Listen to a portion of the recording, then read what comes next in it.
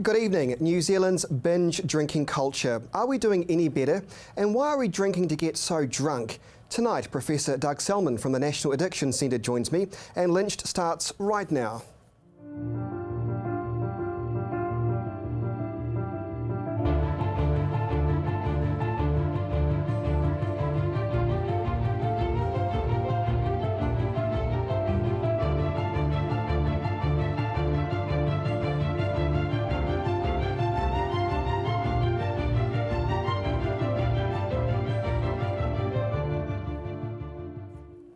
Good evening. Our binge drinking culture shortly.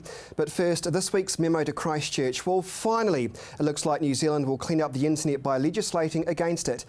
A bill to curb the growing incidence of cyberbullying and its devastating effects is before Parliament.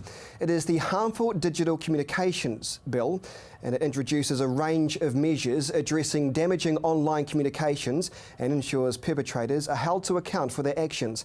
And it can't come soon enough. The bill makes it an offence to send messages and post material online intended to cause harm. Justice Minister Amy Adams says the bill will prevent and reduce harm caused by cyberbullying and harassment. Harmful digital communications include texts and social media posts that people use to intimidate others by spreading damaging or degrading rumours and publishing invasive and distressing photographs. This bill is so well timed. It sets out guidelines on what is and isn't acceptable in the digital age. And unsurprisingly, a few people on my Facebook page have been questioning the bill's freedom of speech.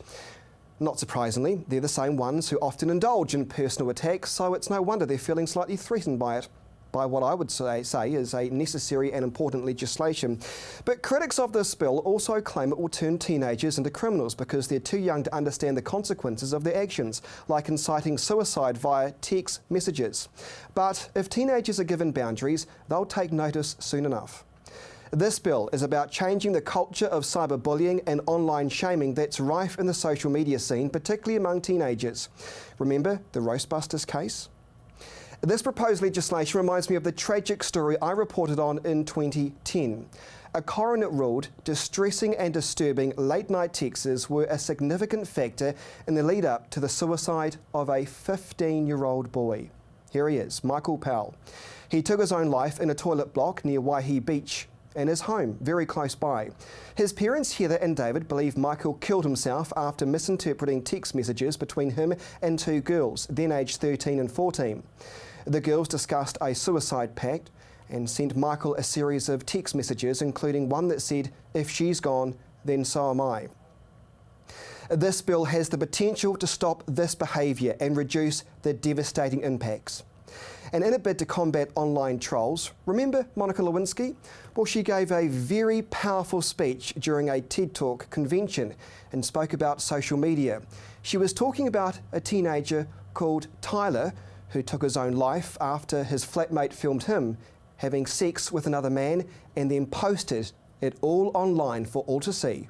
Today, too many parents haven't had the chance to step in and rescue their loved ones. Too many have learned of their child's suffering and humiliation after it was too late. Tyler's tragic, senseless death was a turning point for me. It served to recontextualize my experiences, and I then began to look at the world of humiliation and bullying around me and see something different. In 1998, we had no way of knowing where this brave new technology called the internet would take us. Since then, it has connected people in unimaginable ways, joining lost siblings, saving lives, launching revolutions. But the darkness, cyberbullying, and slut-shaming that I experienced had mushroomed. Every day online, people, especially young people who are not developmentally equipped to handle this, are so abused and humiliated that they can't imagine living to the next day. And some tragically don't. And there's nothing virtual about that. Very powerful stuff, and that's why the harmful digital communications bill, in my view, can't come soon enough. And that's this week's memo to Christchurch. Now for today's topic of binge drinking. Recently, tougher new measures to change our drinking culture have come into force. Lower drink limits and tightening regulations on alcohol advertising on the radio. But does it go far enough? Professor Doug Selman from the National Addiction Centre in Christchurch is with me now. Good evening. Do some of these new measures, in your view, Professor, go far enough to change New Zealand's so-called binge drinking culture? We've had, at last we've had one reform, and that is the lowering of the drink driving for adults. Yeah. And that is a real reform. All the rest really still remains tinkering. So although that we have made a step in the right direction, we've got a long way to go to do something about our heavy drinking culture. Why do we still have a long way to go? I mean, I remember discussing this when I was a journalist at Broadcasting School, doing a documentary on New Zealand's binge drinking culture, and that was in 2004. Yeah. Here we are, you know, over 10 years later, and we're still discussing New Zealand's binge drinking culture. It seems to me nothing significant really has changed. Why not? Well, we have had the one significant change, and that is the drink driving limit. The reason we're not making progress is that we have a very vested interest in the alcohol industry, which is a huge enterprise in New Zealand, pretty well supported by the government. And I think until we get more bold governments that can take on the alcohol industry, we're going to continue to have the problem. Are you suggesting at the end of the day, Professor, this is just all about money? Largely, I think you can put it down to that. We started New Zealand, you know, back, 100 years ago with importing Anglo-Saxon drinking, but it's become a normalised part of everyday life in New Zealand now, and making a huge amount of money for people who probably don't need any more because they've got tons already. I've said this before, but I went out with Christchurch first responders, police, probably over a year ago now, and they said to me, and they're being very honest when they said that, they said, Chris, you know what, if alcohol was banned in this country, we would be out of a job. I think that's a little bit extreme, because if alcohol was banned in this country, we'd have other problems. Well, yes. Prohibition would bring serious problems. We need it much better regulated, and that's the answer. We don't want it. We don't want the free market, free for all that we've largely got at the current time, although things are starting to change. We don't want the other extreme. We want to find some new middle ground, effective regulation. I want to discuss that middle ground next, because there's always the argument, is it the supermarkets responsible? They're providing too much cheap alcohol? Is it the bars? Is it the preloading? Why have we still got ED on most Friday and Saturday nights full up to the brim with drunks? We'll discuss that next when we return.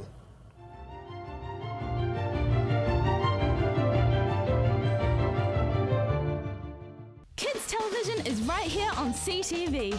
Tune in every Saturday from 7 a.m. to 8 a.m. for an exciting range of fantastic kids programming. Join in with all the fun Saturday mornings from 7 a.m. to 8 a.m. on CTV.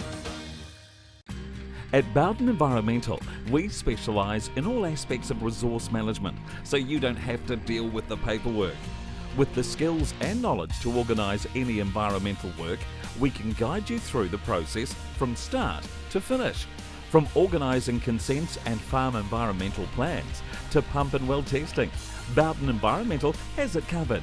Save time and remove the stress. See the specialist. Bowden Environmental. Computer not working?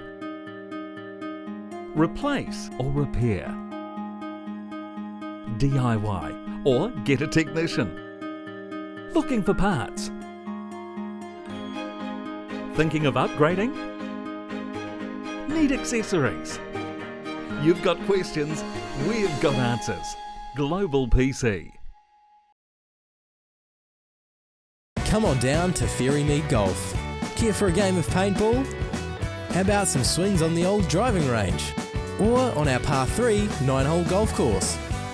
Test your skills on the mini golf course or have a go at the airgun shooting range.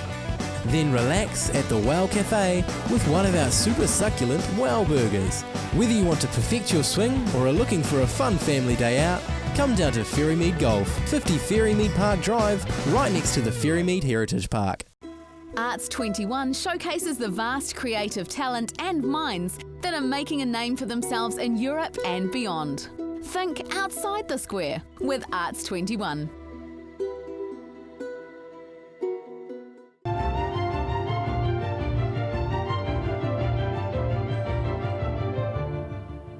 Welcome back. Professor Doug Selman from the National Addiction Centre in Christchurch is with me. Professor, I want to ask you this question, and there was a report out earlier this year, I think, suggesting that Kiwis are slowing down on the booze. It seemed to me like it was pretty anecdotal evidence, but still, we are drinking to get drunk. Why? I think the report you were referring to was the New Zealand Health Survey, showing that there had been very small changes between 2007 and 2012, and nowhere near what we need. And of course that period of time was during a recession, when we would expect drinking to slightly reduce in New Zealand anyway. But still not good enough. Still not good enough. We've got a long way to go. How are we ever going to achieve this? It's actually quite easy in terms of what we have to do. We have to do something with the marketing, the pricing, the accessibility, the age of purchase, and drink driving. And we've done drink driving. So we've got the other 4 areas to work on. So the science is there on how we as a society could improve our binge drinking culture. We just now need a government to enact the regulation. I want to pick you up on something, because in the past you've accused supermarkets as being some of the biggest drug pushers in the country. Do you stand by that? I do. I don't see it as an accusation, it's just a statement of fact. The alcohol industry is a recreational drug industry. Alcohol is our favourite recreational drug, and the figures that we actually get from the Hospitality Association, that they keep saying that the supermarkets are retailing somewhere between 70 and 80% of the alcohol in New Zealand. So it's just a matter of fact, they are the biggest drug dealers in the country. It's very interesting though, isn't it? Because the Hospitality Association loves to peddle that, because of course they don't want to be seen as the people in trouble. They want to put it on to the supermarkets. But to a certain extent, I probably would agree with the Hospitality Association. I think it's very easy for police to blame all the bars down Riccarton Road for letting the drunks. But as far as I can tell, and I ain't going up much, believe you me, the bouncers are very, very strong. They will not let drunks into any pub or club. They can't risk losing their licence, so the drunks then go out onto Riccarton Road, police pick them up and say, oh, the bars are being naughty. I don't think that's the case, do you? I think that there is some culpability, but I actually think that the Hospitality Association have got it right, that we've really got to do something about supermarkets, and at this point they've got a free-for-all. And are the cause of a lot of the very low-priced and high-volume alcohol that's getting out there. Do you obviously then think the supermarkets have a moral responsibility to either raise the increase of their cheap cask wine or get rid of it altogether? I don't think morals come into it when you're into the recreational drug business. I think if you were really ethical in your business enterprise from the word go, you probably wouldn't get into the recreational drug industry as a private business to start with. So supermarkets not ethical in the first place, well, is what you're saying? I think if you were really ethically driven in your life, I'm not sure being a drug dealer is the way that you would want to live your life. What about, and perhaps it's too easy to say this, Professor, what about personal responsibility? Why is it we're so quick to condemn those who provide the alcohol, but not say to the people who are using it, slow down on the booze, you're doing yourself a disservice here? Well, of course, but that's like saying mother's milk is good. All of us are being socialised in a civilised country like New Zealand to take responsibility for ourselves. Yeah. That's just a non-solution. But I think we've got to actually help collectively through the use of regulations to, in a sense, help the supermarkets act in a more ethical manner. In one of your media releases, I think it was along with the Alcohol New Zealand Watch Group, there was a statement here, and it was fact. Every week, 20 New Zealanders die from direct alcohol-related causes. Yes. That blew me away. Yes, it's close to 1,000 people a year. And one of the figures that we're promoting this year is that a third of those deaths are actually cancer-related alcohol deaths. And I think a lot of New Zealanders aren't aware of the connection between heavy alcohol use and cancer. I want to come to that later because I think that's a very important piece of research, and I know that there is a major conference being held later this year on this, but I want to come back to social media. Yeah. Is social media to blame for the so-called reinforcement that drinking to excess is cool and getting drunk is wonderful for teenagers? You go on Facebook, you go on Twitter, you go to any of these social media sites now, it seems that it's seen as funny and progressively challenging and wonderful to be completely and utterly drunk. Well, I wouldn't blame social media as such. It's just a new form of communication, particularly amongst the young. It's the way in which social media is being manipulated by the alcohol industry.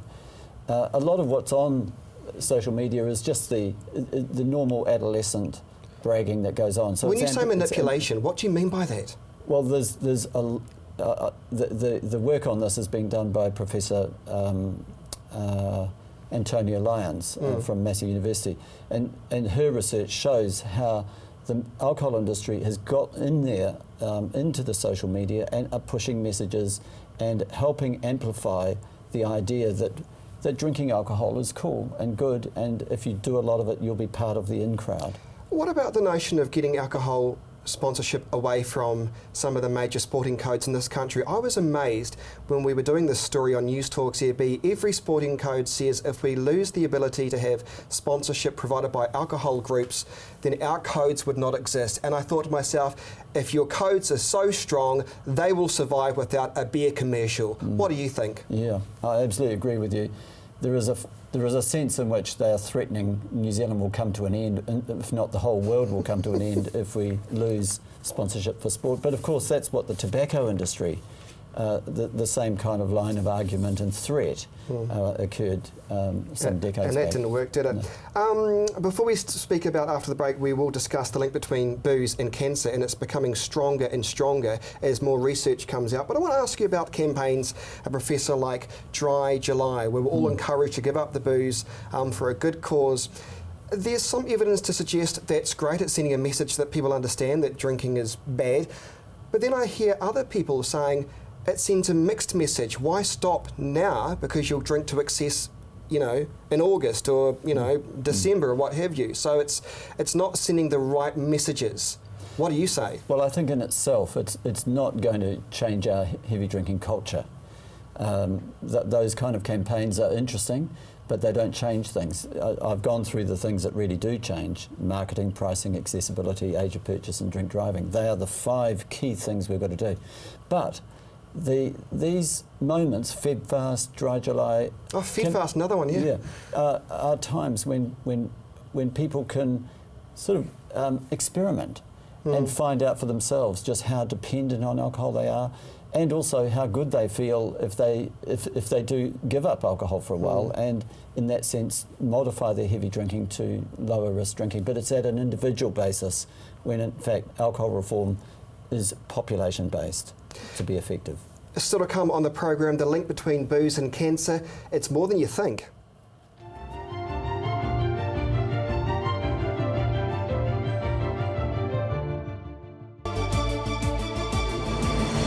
When you need to know what's happening in your region of Canterbury, join me, Chris Lynched, for CTV News First at 5, weeknights from 5, right here on your local channel, CTV.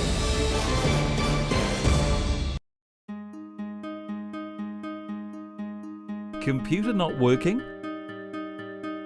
Replace or repair? DIY or get a technician? Looking for parts? Thinking of upgrading? Need accessories? You've got questions, we've got answers. Global PC.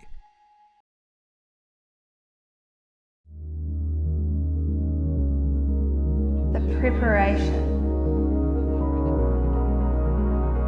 the devotion, the fearlessness, the intensity. Runway model management, First impressions are everything.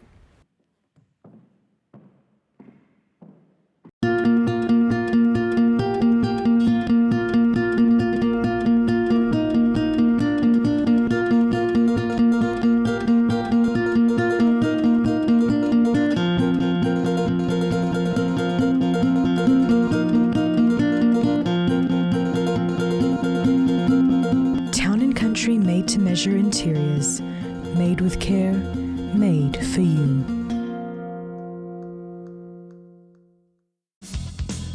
Join Graham Sinclair and the team at Gone Fishing as they bring you great stories, fishing tips and beautiful scenery.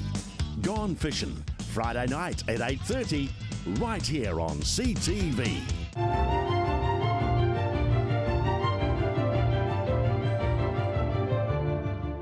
All this information, Professor, sounds so confusing because on one hand we're often told if you drink, what is it, 1 glass of red wine or 2 glasses of red wine, it's good for the heart.